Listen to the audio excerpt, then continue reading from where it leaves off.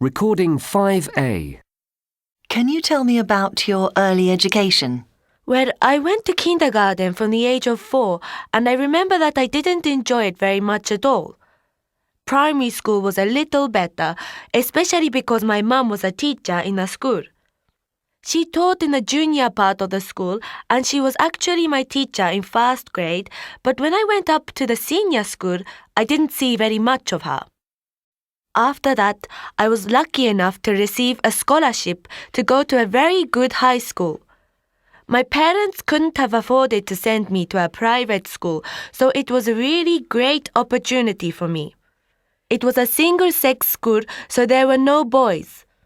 I'm glad I didn't go to a mixed school because I think there are fewer distractions, so everyone can just concentrate on their studies. Recording 5B.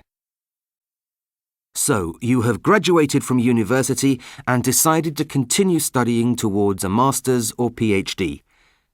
At some stage during the next few years, you will need to consider your thesis. One of the greatest difficulties faced by postgraduate students is choosing a topic to base their dissertation on. Writing a thesis can be very daunting, but the task is much more straightforward if the topic you select is appropriate for you. So, what can you do to solve this problem? Well, there are several things to keep in mind. Firstly, you need to do your research so that you are very familiar with all the current literature. On top of this, you also need to be sure that you have a broad knowledge of your area of specialization. If you do this, it will help you with the next important point in choosing a good subject for your research, which is to ascertain what is relevant in your research area. This will be crucial in helping you to narrow your choices down.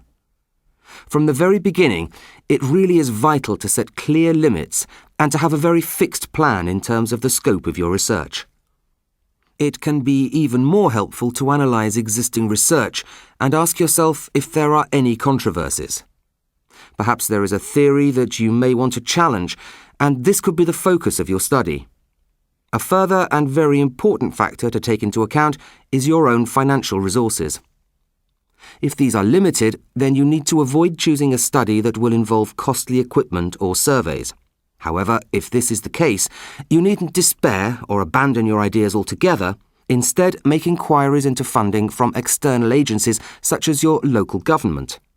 You may even find that local industries are willing to support your research by providing a grant. It's always worth looking around to see just what is possible.